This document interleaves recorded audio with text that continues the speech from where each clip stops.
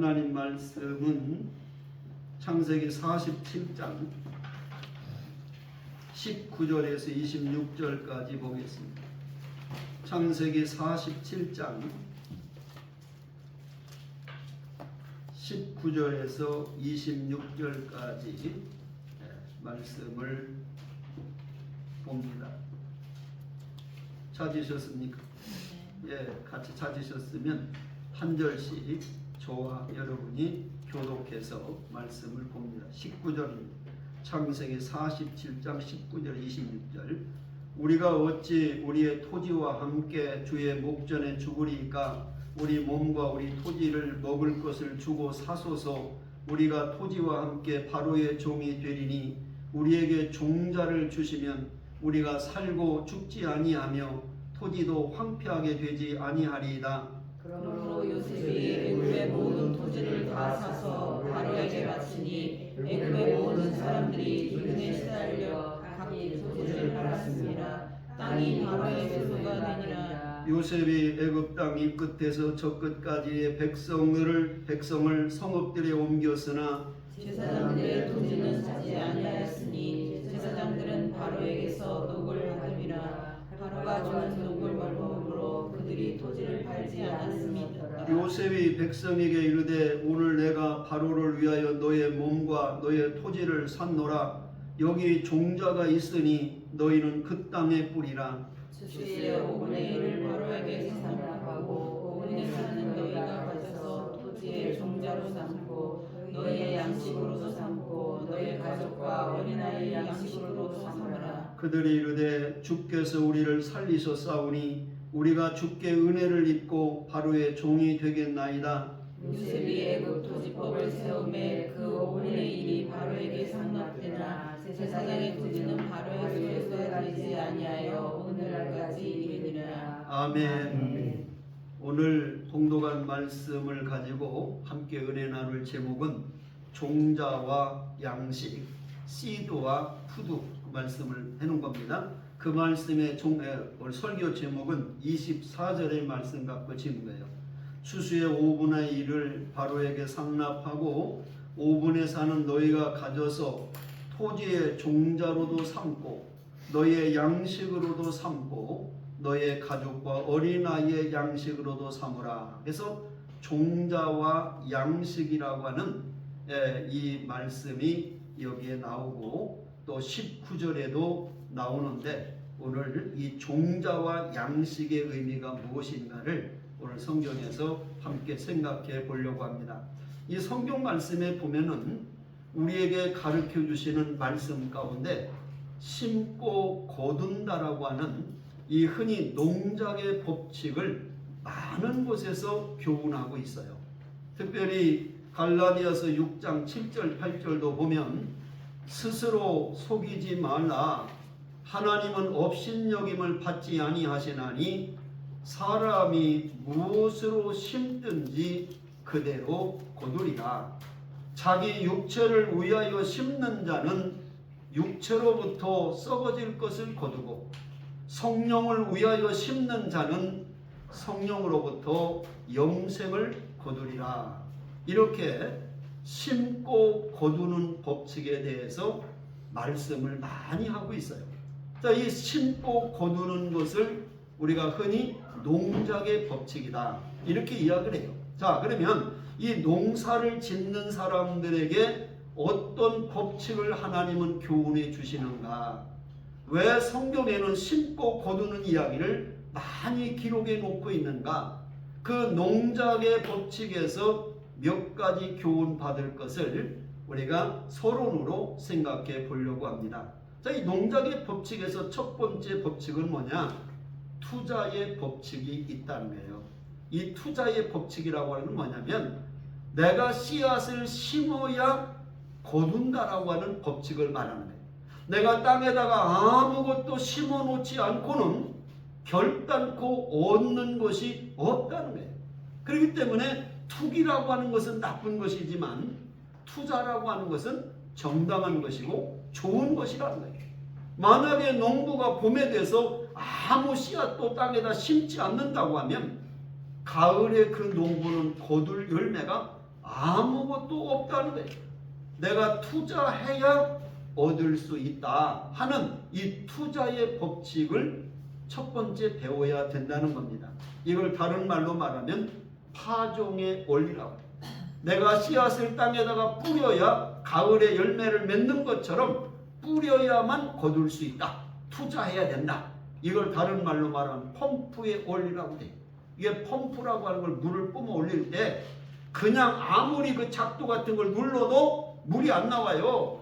마중물을 한 바가지 딱 부어야 그 다음에 10통, 20통 물이 나오는 거예요. 그 마중물과 같이 내가 하나님 앞에 뭔가 투자할 때 열매를 30배, 60배, 100배로 거두는 거지 아무것도 심지 아니하고 왜 우리 밭에는 열매가 없지? 이런 어리석은 일을 해서는 안 된다는 거예요. 그래서 농작의 법칙의 첫째는 투자의 법칙이 있다. 두 번째는 어떤 법칙이 있냐면 정직의 법칙이 있어요. 이 정직의 법칙이라고 하는 건 뭐냐면 내가 땅에다가 심은 종류대로 거둔다는 거예요. 내가 땅에다가 팥을 심으면 팥이 나고 아니면 콩을 심으면 콩이 나고 내가 심은 대로 그대로 나오는 거예요. 땅은 결단코 거짓말을 하지 않는다는 거예요. 내가 어떤 것을 심느냐에 따라서 결과도 달라진다는 말씀인 거예요. 다시 말하면 오늘 말씀처럼 갈라디아 6장 7절에 사람이 무엇으로 심든지 그대로 거두리라. 육체를 위해서 심는 자는 썩어질 것을 거두고 성령 위에 심는 자는 영생을 거두는 것처럼 내가 육적인 DNA를 가지고 있느냐 영적인 DNA를 갖고 있느냐에 따라서 그 열매도 전혀 다르게 나타난다는 거예요. 그러니까 심고 거두는 농작의 법칙을 통해서 배우는 두 번째는 정직의 법칙, 심은 대로 나온다 하는 것을 배우라는 거예요. 세 번째는 농작의 법칙에 어떤 법칙이 또 있냐? 인내의 법칙이 있대요. 이 인내의 법칙은 농사를 지려면 씨를 심어놓고 여름 내내 가을이 올 때까지 기다려야 되는 인내의 기다림의 시간이 필요하다. 기다리라는 거예요. 그러니까 서두르지 말고 열매가 맺혀질 때까지 인내하지 않는 사람은 결코 수확의 기쁨을 얻을 수 없다는 거예요. 그래서 갈라디아서 6장 9절도 보면 우리가 선을 행하되 낙심하지 말지니 포기하지 아니하면 때가 이름에 거두리라. 우리가 농사 짓는 사람은 씨를 뿌려놓고 기다릴 줄 아는 인내를 갖지 않는 사람은 결코 풍성한 열매를 얻을 수 없다는 거예요. 그래서 야고보서 5장 7절에 보면 성경에 농부의 이야기를 하고 있어요. 뭘? 농부의 기다리는 인내를 배워라. 그러면서 이렇게 말씀합니다. 그러므로 형제들아 주께서 강림하시기까지 길이 참으라.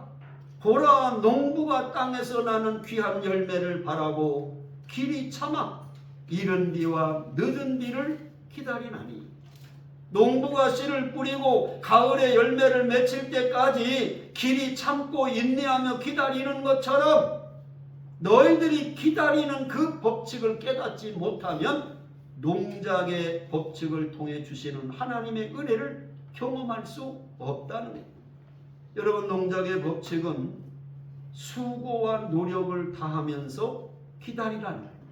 열매를 얻을 것을 소망하면서 결실의 때를 바라보면서 기다리는 거예요. 그래서 시편 기자는 시편 126편 5절 6절에 이렇게 노래합니다. 눈물을 흘리며 씨를 뿌리는 자는 기쁨으로 거두리로다. 울며 씨를 뿌리러 나가는 자는 반드시 기쁨으로 그 곡식단을 가지고 돌아오리라. 여러분 우리가 땀 흘리고 가을의 수확을 바라보면서 힘들고 어려운 과정을 겪지만 울며 씨를 뿌리는 것처럼 기다리면 기쁨으로 곡식단을 거두는 인내의 법칙을 배우라는 거예요. 그리고 마지막 네 번째는 풍성의 법칙이 있다는 거예요. 심고 거두는 농작의 법칙에는 마지막에 풍성의 법칙이 있다는 겁니다. 왜냐하면 여러분 농사라고 하는 것은요, 내가 뿌린 씨앗보다 훨씬 많은 것을 얻게 돼 있어요. 많은 학자들이 연구한 걸 보면 내가 뿌린 씨앗보다 최소한도 30배 이상은 수확이 거두어진대. 그러니까 내가 투자한 것보다 훨씬 많은 것을 거두는 풍성의 법칙이 이 농사 짓는 농작의 법칙 속에 들어있다는 거예요. 이걸 예수님이 말씀하시잖아요. 마태복음 13장 23절에 보면 예수님께서 씨앗에 대해서 이야기하면서 씨앗을 뿌리면 그 씨앗이 결실해서 어떤 것은 100배로, 어떤 것은 60배로, 어떤 것은 30배가 된다. 그렇게 주님 말씀하잖아요. 내가 씨앗을 벼를 한 마를 뿌렸으면 그게 최소한도 30배 이상으로 수확이 된다는 거예요. 많이 나면 60배. 주님 말씀대로 진짜 축복받은 사람은 100배. 내가 심은 것보다 100배나 결실을 얻는다는 거예요. 진짜 성경에 보면 내가 심은 것에 100배를 거둔 사람이 있을까? 있어요. 저 설교를 준비하면서 성경을 찾아보니까 창세기 26장 12절 13절에 이삭이라는 사람이 가뭄과 기근을 피해서 블레셋 그랄 땅으로 피난을 갔는데 이방 땅에 가서 농사를 졌는데 그 이방 땅에 살고 있는 원주민들은 농사져서 30배 이정도밖에 수확이 안 되는데 하나님이 이삭을 축복해가지고 이삭이 농사진 곳은 100배나 수확을 거두게 되었다라고 성경이 기록되고 있어요. 성경이 이렇게 말합니다. 이삭이 그 땅에서 농사하여 그 해에 100배나 얻었고 여호와께서 복을 주심으로 이삭이 창대하고 왕성하여 거부가 되어 양과 소가 떼를 이루고 종이 심히 많았다. 그래서 원주민들이 이삭을 시기하고 질투했다. 이렇게 말씀하고 있어요. 여러분, 이 하나님이 주시는 축복, 심고 거두는 이 농작의 법칙을 통해서 우리는 그냥 단순히 농사를 짓고 수확하는 것이 아니라 그 농사를 지면서 내가 투자해야 심어야 얻는 거구나. 투자의 법칙. 그리고 내가 어떤 걸 심느냐에 따라서 심은 대로 거두는 정직의 법칙. 그리고 심은 것을 거둘 때까지는 참고 기다려야 된다는 인내의 법칙. 그리고 더 나아가서 내가 심은 것보다 30배, 60배, 100배로 거둔다고 하는 이 풍성의 법칙을 농사 짓는 것을 통해서라도 너희들이 배워라. 이것이 주님께서 성경이 우리에게 가르쳐 주시는 농작의 법칙이에요. 자, 그렇다고 하면 이렇게 우리가 심고 거둔다라고 하는 것을 이제 배웠는데 오늘 성경 본문에 보니까 이 심고 거두는 농작의 법칙에서 중요한 것을 가리키고 있어요. 그것은 바로 뭐냐면 심어야 할 씨인 종자가 있고 내가 먹어야 될 양식이라고 하는 것이 있는데 이 종자와 양식을 구분할 줄 아는 지혜가 있어야 된다는 거예요. 오늘 여러분은 종자와 양식을 구분합니까? 종자가 무엇이고 양식이 무엇인가를 여러분 성경에서 가르쳐주는 구분을 여러분 아십니까? 아마 신앙생활을 수십 년 했어도 교회에서 종자는 이거고 양식은 이거야. 아마 여러분 설교 들어본 적이 별로 없었을 거예요. 여러분 평생 신앙생활하면서 신앙생활에서 종자가 뭘까? 양식이 뭘까? 여러분 그런 말씀 들어봤습니까? 근데 오늘 본문의 말씀을 이제 돌아가 보시면 지금 이 애굽이라는 나라의 이 총리가 된 요셉이 온 나라를 다스릴 때 7년 동안 풍년이 들고 7년 동안 기근이 드는 하나님의 예언의 말씀대로 그렇게 돼버린 거예요. 그러니까 이 애굽의 모든 백성들과 가나안 지역의 모든 백성들이 7년의 기근이 지나면서 자기들이 있는 모든 것을 다 먹어버린 거예요. 그런데 그만 기근은 계속되는데 먹을 양식이 없는 거예요. 먹을 양식이. 그래가지고 이제 요셉 총리를 찾아와서 우리가 돈을 줄 테니 양식을 좀 파십시오. 이래가지고 양식을 이제 사다 보다 돈이 다 떨어졌어요. 그러니까 와서 또 우리가 먹을 게 없어 굶어 죽게 생겼습니다. 그럼 너희들의 모든 가축을 가져와라. 요셉이 얘기하니까 양떼와 나귀와 말 가진 모든 가축도 다 바로 왕에게 바치고 양식을 또 얻어다 먹습니다. 이제는 돈도 떨어지고 가축도 떨어지고 남은 것은 자기들의 몸과 자기들이 가지고 있는 토지밖에 없는 거예요. 근데 온 애국 백성들이 찾아와서 요셉 총리에게 총리가 가요, 우리에게는 몸뚱아리하고 이제는 땅밖에 없는데 여기에 심을 종자도 먹을 양식도 아무것도 없습니다. 우리에게 심을 종자를 좀 주십시오. 그렇게 간청하는 이야기가 오늘 말씀에 나와요. 19절 말씀을 같이 읽습니다. 19절 말씀 보세요.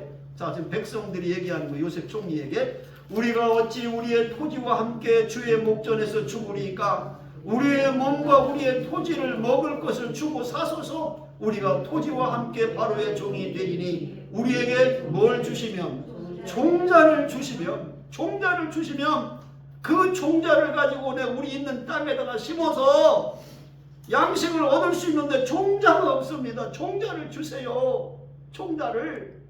그러니까 쭉 23절의 말씀이 요셉이 백성에게 이르되 오늘 내가 바로를 외워 너의 몸과 너의 토지를 삼노라. 여기 뭘 주니? 종자가 있으니 너희를 종자를 주니 너희는 너희 땅에다가 뿌려라. 그리고 가을에 가서 열매가 이제 맺어서 추수할 때가 되면 추수한 것의 5분의 1은 바로 왕에게 세금으로 바치고, 왜? 종자를 줬으니까. 그 다음에 5분의 4를 가지고는 너희들이 다음 해에 심을 종자로도 남기고 너희의 자식들하고 먹는 양식으로도 삼아라. 24 다시 읽습니다. 추수의 5분의 1을 바로에게 상납하고 5분의 4는 너희가 가져서 토지의 종자로도 삼고 너희의 양식으로도 삼고 너희의 가족과 어린아이의 양식으로도 삼으라.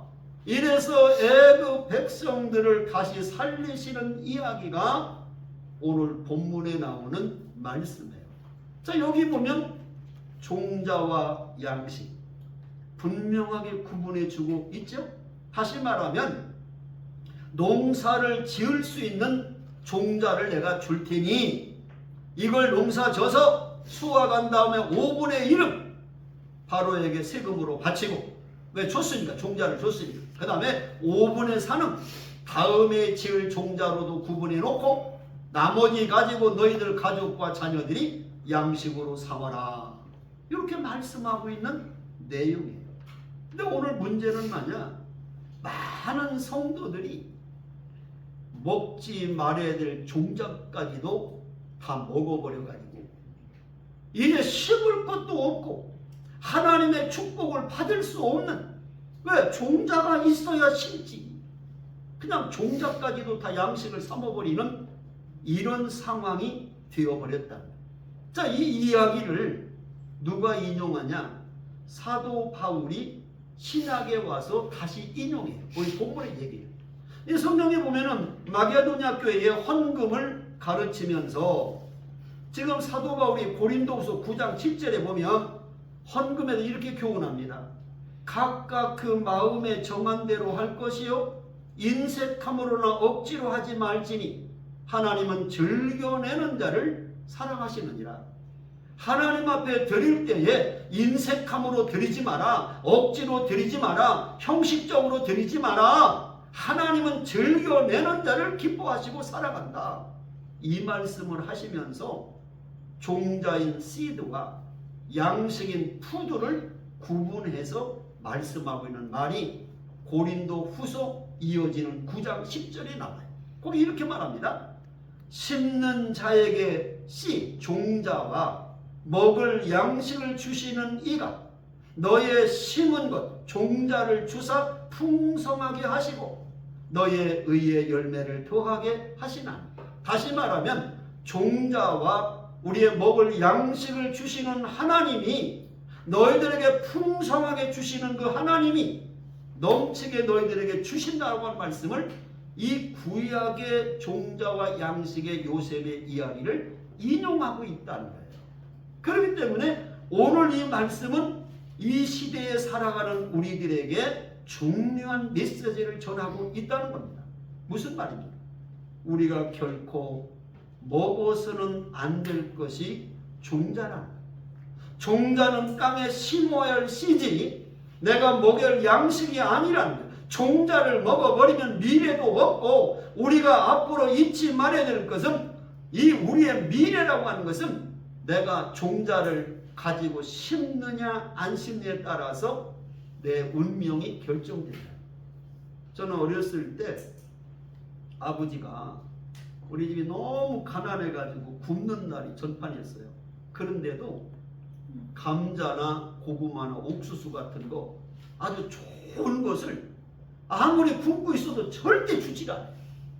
옥수수는 처마에다 다뤄매놓고 묶어놓고 나머지 감자나 고구마 같은 거 씨씨라고 따고 딱 놔뒀다가 아무리 굶어도 절대 안 줘. 왜? 이것을 없애면 내년에 아무것도 심을 게 없다. 씨로 이 종자는 먹으면 안 된다. 그러니까 어렸을 때 그 기억을 제가 갖고 있어요. 절대 배고파도 굶어도 종자는 먹으면 안 된다. 아멘. 아멘. 이 설교 언제 들어봤어요, 여러분? 이 원리가 얼마나 중요한지 몰라요. 자, 그렇다고 하면 이제부터가 이제 본론입니다. 무슨 얘기냐? 그러면 우리가 먹어서는 안 될 종자가 뭐냐? 양식은 알겠어요. 이제 먹고 사는 거니까. 그러면 우리가 절대로 먹어서는 안 될 종자가 성경을 뭘 말씀하고 있는가?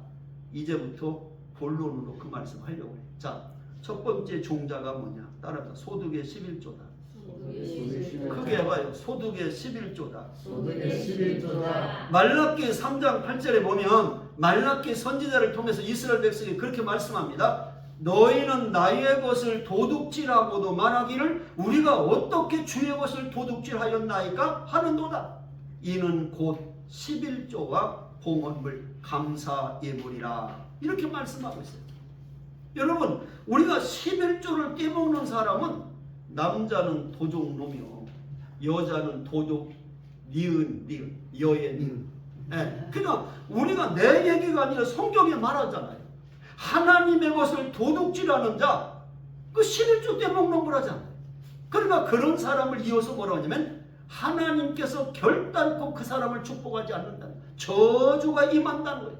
그러면서 이어서 말라기 3장 10절은 이렇게 말합니다. 만군의 여호와가 이르노라. 너희가 온전한 11조를 창고에 들여 나의 집에 양식이 있게 하고 그것으로 나를 시험하여 내가 하늘 문을 열고 너희에게 복을 쌓을 곳이 없도록 붙지 아니하는가 보라. 여러분, 성경에 하나님을 시험하라는 말은 없어요. 절대 시험하지 마라. 그런데 유일하게 11조로 한번 해봐라. 내가 너에게 축복을 하는가 안 하는가 한번 테스트 해보라는 거야. 하나님께 온전하게 드려보고 정말 하나님이 축복하는가 안 하는가, 안 하면 하지 말라는 거예요. 여러분, 이만큼 확실한 말씀이 어디 있습니까? 그런데 생각해 보세요. 만약에 하나님이 나에게 10개를 주시고 10개를 다 바쳐라. 그래도 바쳐야지 하나님 말씀입니까? 그런데 내가 수입을 10개를 얻었으면 9개는 양식으로 너와 네 가족, 네 자식들이 먹어라. 양식 삼아라. 그러나 10가지 중에 하나는 10의 1조는 이건 종자이기 때문에 먹으면 안 된다. 하나님께 심어야 된다. 근데 그거까지 먹으려다가 망하는 거예요. 제가 교목을 하다가 영락교회를 부임을 했는데요.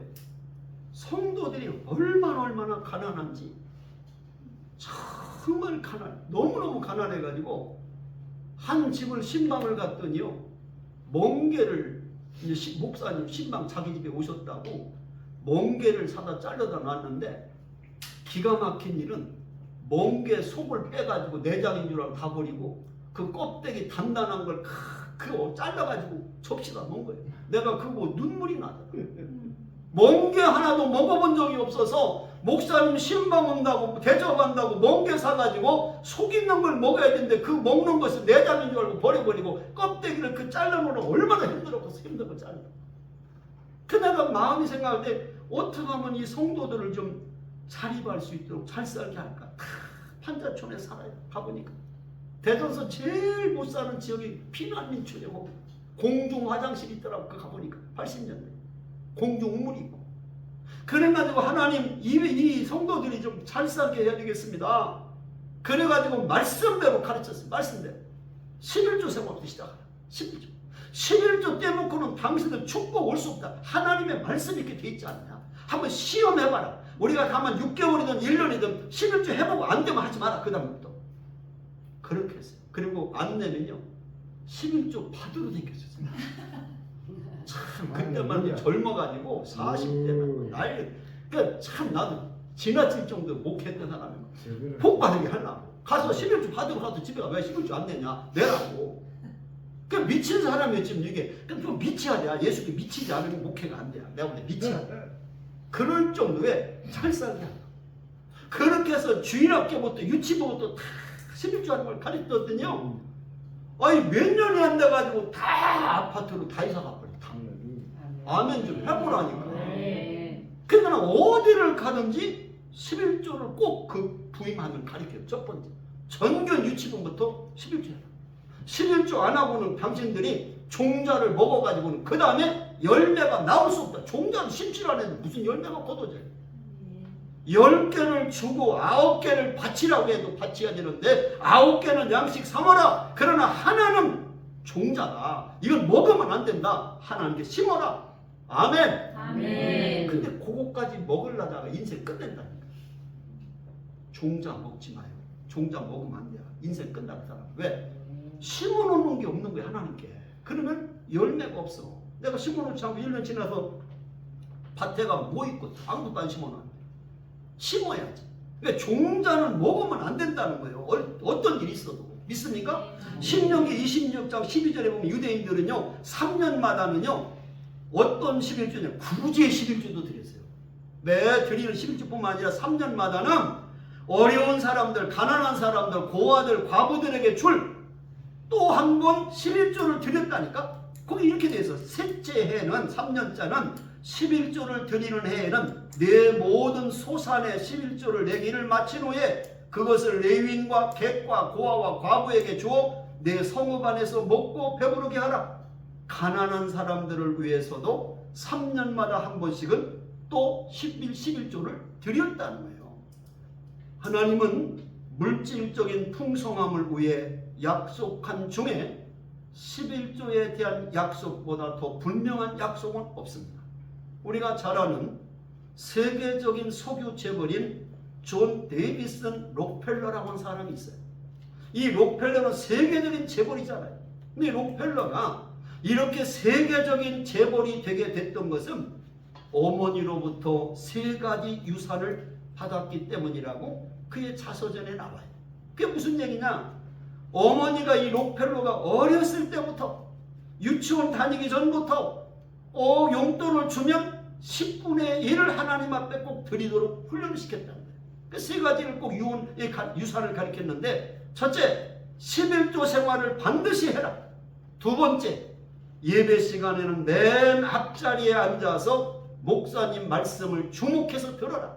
세 번째, 목사님과 교회 일에 순종해라. 그러니까 목사님 마음은 아프게 하지 말고 목사님이 어떤 것을 지시하면 순종해서 그 일을 해라. 그러면 하나님이 반드시 너를 축복할 것이다. 그 록펠러가 그대로 어머니의 그 유언대로 어머니의 유산대로 그대로 지켰더니 세계적인 재벌이 되었다는 거예요. 아멘. 아멘. 두 번째 종자가 뭐냐? 따라합시다. 수확의 첫 열매다. 따라하세요. 수확의 첫 열매다. 내가 농사를 짓고 가을에 수확했을 때 그 모든 농사를 거뒀을 때 첫 열매, 이 내가 농사 지은 것 중에 첫 번째 맺혀지는 열매는 하나님의 것이니 하나님께 드리는 종자라는 게 종자. 그래도 옛날부터 우리 한국은요, 우리 어머니 세대들 다 그랬어요. 호박이 열리는 첫 번째 열리는 거 첫 열매 교회로 가져왔어요. 참외 농사 줘서 첫 번째 열리는 열매 따가지고 이 목사님이 첫 열매입니다 가져와서 호박이 열는 거, 오이가 열려도 첫 번째 열매 하나 갖다 드렸어요. 왜? 성경의 말씀이요. 잠언 3장 9절 10절에 나와 이렇게 되어 있어요. 내 재물과 내 소산물의 처음 익은 열매로 여호와를 공경하라. 그리하면 내 창고가 가득히 차고 내 포도주 틀에 새 포도즙이 넘치리라. 모든 것의 첫 열매를 하나님께 종자로 드리면 너의 포도주 틀에 창고에 풍성이 넘치도록 내가 채우겠다. 그 농사진 거 다 내라는 거 아니라 첫 열매, 첫 번째 거둔 것은 종자니까 하나님께 드려라. 나머지는 너희 가족들하고 네가 양식으로 삼으라는 거예요. 근데 우리는 양식으로도 삼고 하나님의 종자까지도 먹으려다가 꼭 인생을 끝내는 거예요. 진짜 어리석은 사람 많아요. 출애굽기 13장 2절도 이렇게 돼 있어요. 이스라엘 자손 중에서 사람이나 짐승을 막론하고 태에서 처음 난 모든 것은 다 거룩히 구별하여 내게 돌리라. 이는 내 것이니라 하시니라.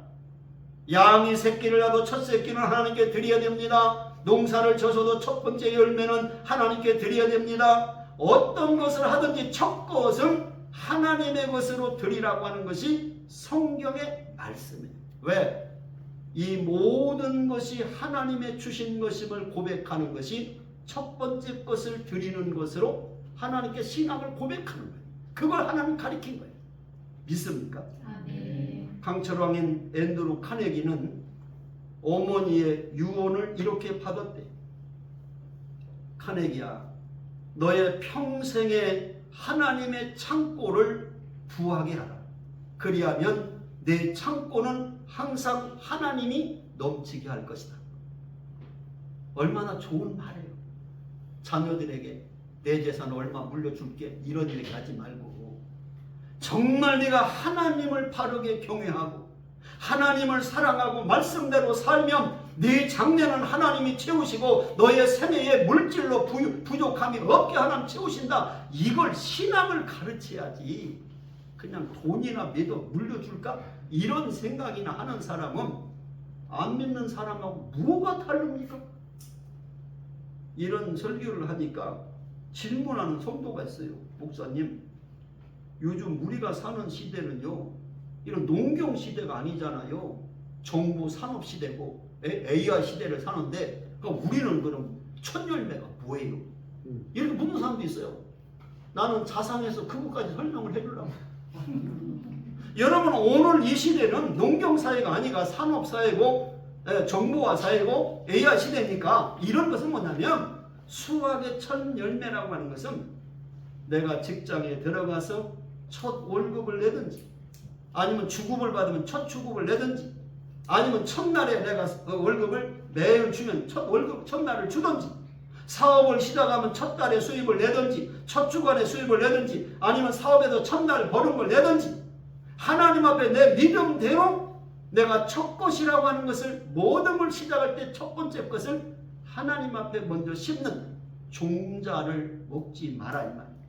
아멘. 첫 열매를 얼마를 드릴 거라고 하는 것은 본인의 믿음에 따라서 드리면 되는 거예요. 믿습니까? 아멘. 그렇기 때문에 종자라고 하는 것이 두 번째는 뭐냐? 수확의 첫 번째 열매, 첫 새끼, 내 모든 첫 것을 하나님께 드리는 것이 종자다. 세 번째 종자가 뭐냐? 따라서 남을 윤택케 하는 구제다. 구제하는 것. 여러분 갈라디아서 6장 9절부터 10절도 보면 우리가 선을 행하되 낙심하지 말지니 포기하지 아니하면 때가 이름에 거두리라. 그러므로 우리는 기회 있는 대로 모든 이에게 착한 일을 하되 더욱 믿음의 가정들에게 할지니라. 이렇게 기록되고 있어요. 구제할 때 어려운 사람들을 도울 때 낙심하지 말고 하라, 포기하지 말고 하라, 기회 잃지 말고 하라, 이렇게 사도 바울이 우리에게 가르쳐주고 있다는 거예요. 나는 성경을 보면서요, 야, 하나님이 얼마나 가난한 자들, 고아들, 과부들, 지나가는 이런 나그네들에게 얼마나 많은 관심과 사랑을 베푸는가를 성경에 아주 찾을 수 없을 만큼 많이 기록되어 있어요. 예를 들면 내가 농사를 질 때 추수를 하는 거 열심히 추수해가지고 곡식을 이삭을 거둘 때 다 거두지 말라. 좀 남겨놔라. 남겨놔야 가난한 사람들, 고아들, 과부들, 또 어린아이들, 또 아니면 지나가는 나그네들이 그 남은 곡식을 배다가 먹을 거 아니냐. 혹이라도 포도를 농사 추수할 때 다 따지 마라. 좀 남겨놔야 가난한 사람들이 따갈 거 아니냐. 아니면 또 추수를 해가지고 볏집단을 놓고 왔으면 그거 찾으러 가지 마라. 왜? 워낙 가난한 사람들이 갖다 먹게. 모든 것을 이렇게 가난한 사람들, 어려운 사람들, 고아나 과부나 객들에 대한 관심이 하나님의 관심이었어요. 제가 몇 가지 예를 들어볼 시간이 없으니까 레위기 19장 9절 10절에 보면 이렇게 하나님이 백성들에게 말합니다. 너희가 너의 땅에서 곡식을 거둘 때에 너는 반 모퉁이까지 다 거두지 말고 내 떨어진 이삭도 줍지 말고 내 포도원의 열매를 다 따지 말고 내 포도원에 떨어진 열매도 줍지 말고 가난한 사람과 거류민을 위하여 버려두라. 나는 너의 하나님 여호와니라. 어렵고 헐벗고 굶주린 사람들을 좀 배려해라. 그 말이야. 배려해라. 왕창 다 긁어오지 말고. 그 다음에 신명기 24장 19절도 보니까 내가 밭에서 곡식을 벨 때에 한 몫을 한 단을 밭에 잃어버렸거든 다시 가서 가져오지 말고 나그네와 고아와 과부를 위하여 남겨두라. 그리하면 네 하나님 여호와께서 내 손으로 하는 모든 일에 복을 내리시리라. 룻기에 보면 나오미의 며느리 룻이 이제 보아스의 집에서 이삭을 줍잖아요. 그러니까 보아스가 종들에게 이삭을 벨 때 추수할 때 참 흘려라 많이 내서 저 여인이 추수가도록 좀 해라 하는 이야기가 나와요. 이게 하나님의 마음이라는 거예요. 네 것도 내 거, 내 것도 내 거 이거 하면 안 돼. 나는 기가 막힌 게 언젠가 얘기했지만 미국 사람들이나 유럽 사람들은 달러를 딱 짓고요. 유로화를 짓고요. 어떻게 세냐? 옆으로 세요. 하나, 둘, 셋 이렇게. 아니면 반대로 세요. 하나, 둘 이렇게 되더라고. 근데 우리는 뭐예요? 네 것도 내 거, 내 거. 안으로 세요. 사람을 불러도 외국 사람들이 피고 가만 이렇게 불러. 우리는 그냥 갈길 굽듯이 이리 와. 자기 것도 아무것도 다 긁어 먹으려고. 이게 그냥 만들어진 게 아니라니까. 예? 우리는 외국 사람들 인사놀이잖아요. 그럼 모닝이잖아요. 좋은 아침 상쾌하게 인사하잖아요. 우리는 뭐예요? 진지 잡수셨습니까? 하도 굶으니까 오늘 밥 한 끼 안 굶었습니까? 인사하셨어요. 이렇게. 그러니까 문화라고 하는 것 자체는 그 시대의 상을 보여주는 거예요. 요즘에 잘 먹고 잘 살고 안 굶으니까 지금 아이들이 집사님 진지 잡수셨습니까? 인사합니까? 안녕하세요 이게 인사하지. 그러니까 왜 이러냐면 벌써 잘 사니까 굶는 사람 없으니까 이렇게 인사가 벌써 달라지는 거예요. 우리 어렸을 때는 다 인사가 진지 잡수셨습니까? 진지 잡수 이렇게 인사했어요. 그러니까 이게 다 문화라는 게 문화.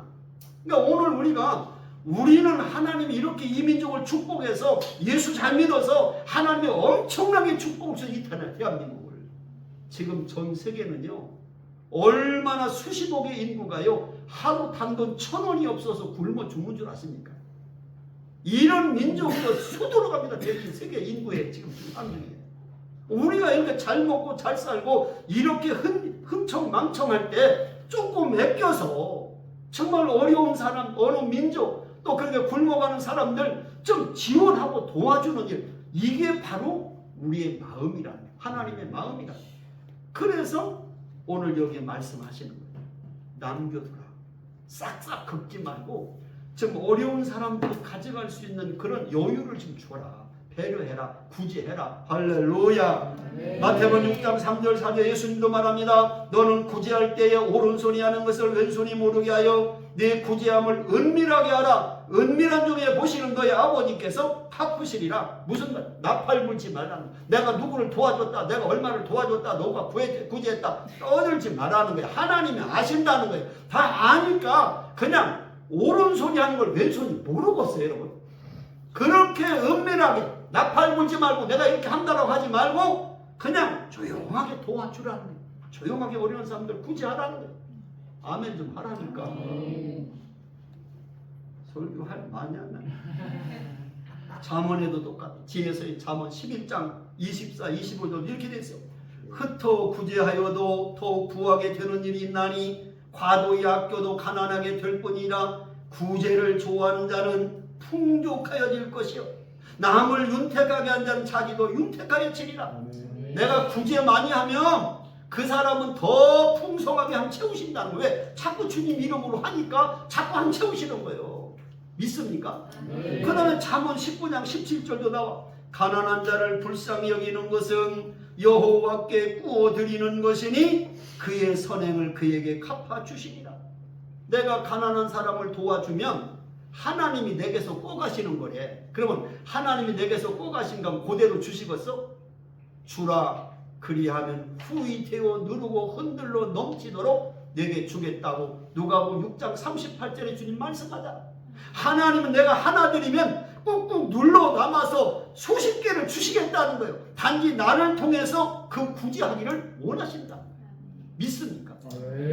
인색하지 말고 도울 수 있으면, 내가 할 수 있으면 어려운 사람들 보고 외면하지 말고, 강도 만난 자 보고 지나가는 제사장이나 레위인처럼 하지 말고 선한 사마리아 사람처럼 내가 할 수 있는 한 나의 도움을 필요하는 사람들에게 관심과 사랑과 주님의 이름으로 구제하라는 거예요. 그게 뭐냐?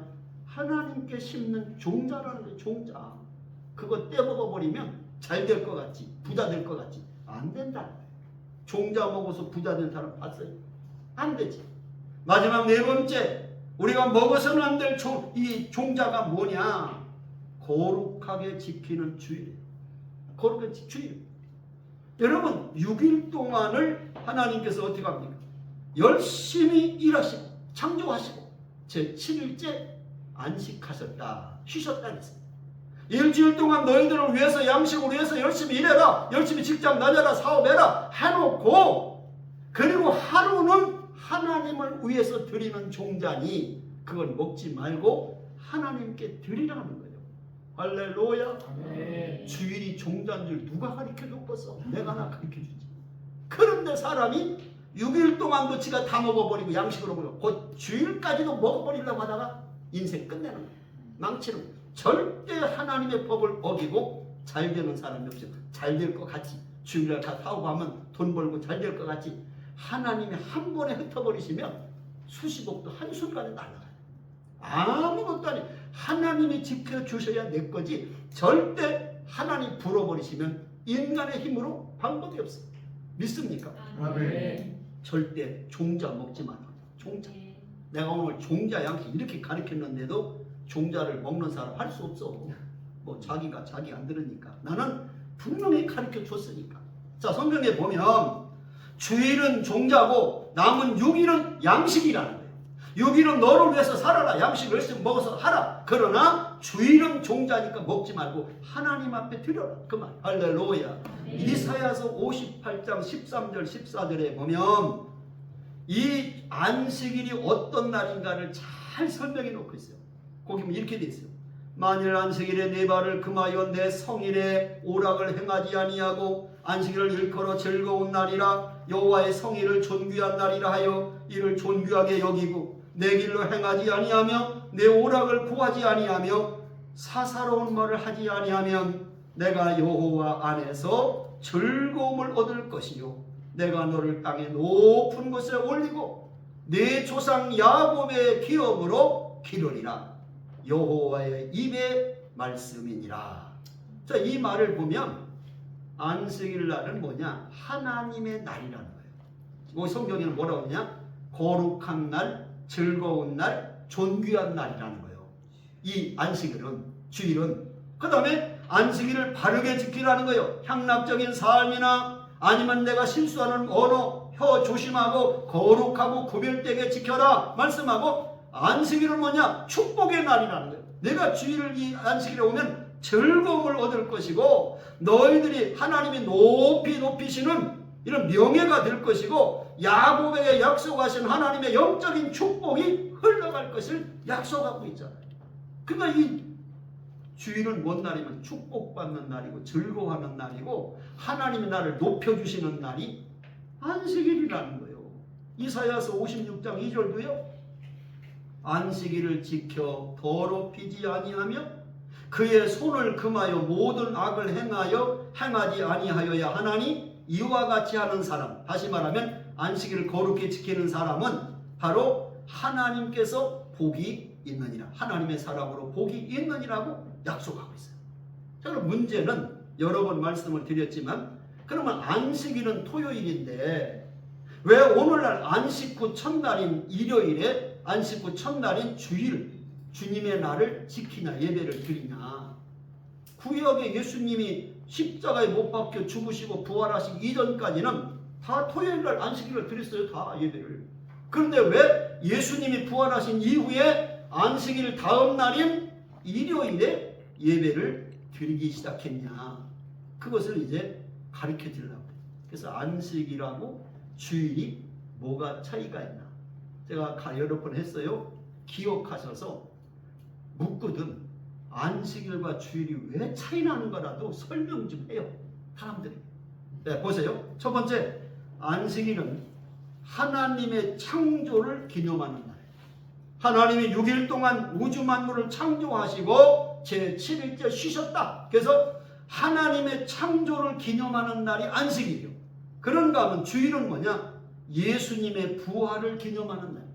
온 세상의 인류의 죄를 지시고 십자가에 못 박혀 죽으신 주님이 피 흘려 돌아가시고 3일째 되는 날 일요일날 새벽에 부활하신 날, 그 부활을 기념하는 것이 주일입니다. 이해되십니까? 두 번째, 안식일은 창조의 완성을 의미한다면 주일은 인류의 구원의 완성을 의미합니다. 이 창세기 안식일은 하나님의 모든 우주 만물을 창조하시고 이제 다 이루었다, 보시기에 좋았더라 하시고 창조를 완성한 것을 의미한다면 주일은 모든 지옥 갈 인간을 예수님이 대신 피 흘려 돌아가시고 다시 첫 부활의 첫 열매로 부활하신 이 구원의 완성을 가르쳐주는 의미를 담고 있다는 거예요. 이해가 되십니까? 네. 알고 믿어야 돼. 알고. 우리는 항상 그래. 뭐라고 질문하면 아이 목사님 뭐예요? 덮어놓고 믿어. 덮어놓고. 성경은 덮어놓고 믿으란 말 한마디도 더 펴놓고 믿으라고 하지. 펴놓고 믿으라고. 다 알으라는 거예요. 다 알으라는 거예요. 하나님이 안 보여준 성경에 감춰주신 것은 내가 몰라도 되는 거예요. 근데 내가 살아가면서 신앙생활에 필요한 건 성경에 다 설명하고 있어요. 어떤 것이. 성경이 말하지 않는 건 내가 몰라도 되는 건 덮어놔 있어. 하나님 숨겨놓고. 믿습니까? 그러니까 여러분 직장 생활이든 뭐 윗사람 아랫사람 뭐 부부관계 애들 가르치는 모든 것이 다 돼 있어요. 성경에. 성경에 말하지 않는 건 내가 안 알아도 되는 건 안 알려져 있어요. 성경에. 그렇기 때문에 성경을 많이 읽어야 돼. 성경을 많이 아는 만큼 하나님의 뜻을 알아. 왜? 성경은 뜻이니까. 성경을 모르면 이걸 가르쳐줘도 모르잖아. 안식일이 뭔지, 왜 주일날 오늘 주일은 또 뭐고 안식일은 토요일이라고 하는데 왜 또 일요일날 안식 다음날 또 예배를 드리지? 궁금해가지고 잠 안 오는 사람 있을 거예요. 오늘 시원할 거예요. 다 뚫려놨으니까네. 세 번째는 뭐냐? 안식일은 율법의 의무를 행하는 것이지만 주일은 자발적인 예배를 드리는 거예요. 바로 이 안식일은 유대인들을 위한 것이라면 주일은 모든 믿는 교회 성도들을 위한 거예요. 그렇기 때문에 이 안식일과 주일을 혼돈하지 마세요. 왜냐하면 성경에 보면 안식일의 주인은 예수님이라는 거예요. 마태복음 12장 8절에 인자는 안식일의 주인이니라. 주님이 안식일의 주인이라는 거예요. 주님이 더 중요하다는 거예요. 자, 그리고 안식일은 사람을 위해서 있는 것이랍니다. 마가복음 2장 27절 예수님 말합니다. 또 이르시되 안식일이 사람을 위하여 있는 것이요 사람이 안식일을 위하여 있는 것이 아니니 이름으로 인자는 안식일의 주인이니라 해서 한쪽 손 마른 사람도 안식일날 고쳐주고 18년 동안 귀신 들려 꼬부라진 사람도 안식일날 고쳐주고 38년 된 중풍병자도 안식일날 고쳐주고 왜? 안식일의 주인은 주님이시고 사람을 위해 있는 것이지 안식일을 위해서 사람이 있는 거냐? 말씀하잖아요. 그러면서 예수님이 안식일에 선을 행하는 것이 옳다. 마태복음 12장 12절 13절에 사람이 양보다 얼마나 더 귀하냐. 그러므로 안식일에 선을 행하는 것이 옳으니라 하시고 이에 그 사람에게 이르시되 손을 내밀라 하시니 그가 내밀매 다른 손과 같이 회복되어 성하더라. 하나님은 고통받는 한 사람을 손 마른 사람을 고쳐주시잖아. 안식일날 유대인들은 있을 수 없는 일. 안식일은 절대 하면 안 되는 거예요. 여러분 주님의 말씀을 가지고 이 신약시대에 어떻게 가르쳐 주는가를 배우셔야 돼요. 자꾸 구약에 얽매이지만 믿습니까? 그 성경에 보면 사도들과 초대교회의 행적을 보니까 사도행전 20장 7절에 보면 바울이 그 주간의 첫날 주일날에 안식구 첫날에 떡을 깨려 하여 모여서 예배를 드리는 이야기가 나옵니다.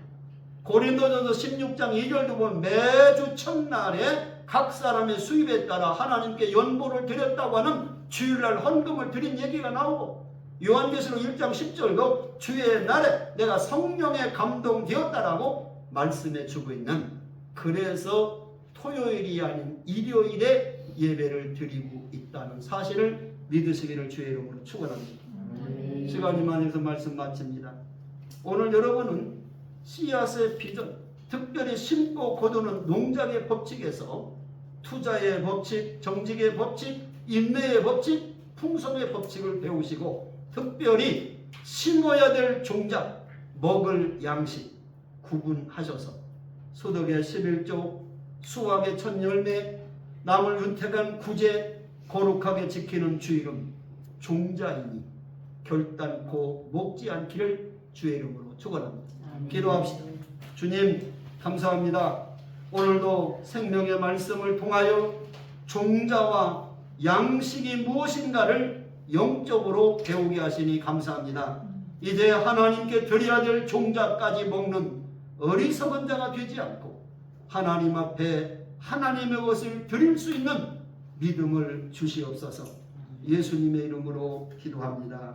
아멘. 이제는 우리 주 예수 그리스도의 그 크신 은혜와 하나님 아버지의 맘극하신 사랑하심과 성령님의 감화 감동 역사 내주 충만하심이 오늘 종자와 양식을 구분하여 하나님의 것인 종자를 먹지 아니하고 심을 수 있는 믿음을 가지고 가는 귀한 성도들 머리머리 위에와 저들의 가정과 자녀와 직장과 기업과 이 민족 위에 영원토록 함께 하시기를 간절히 축원하옵나이다. 아멘.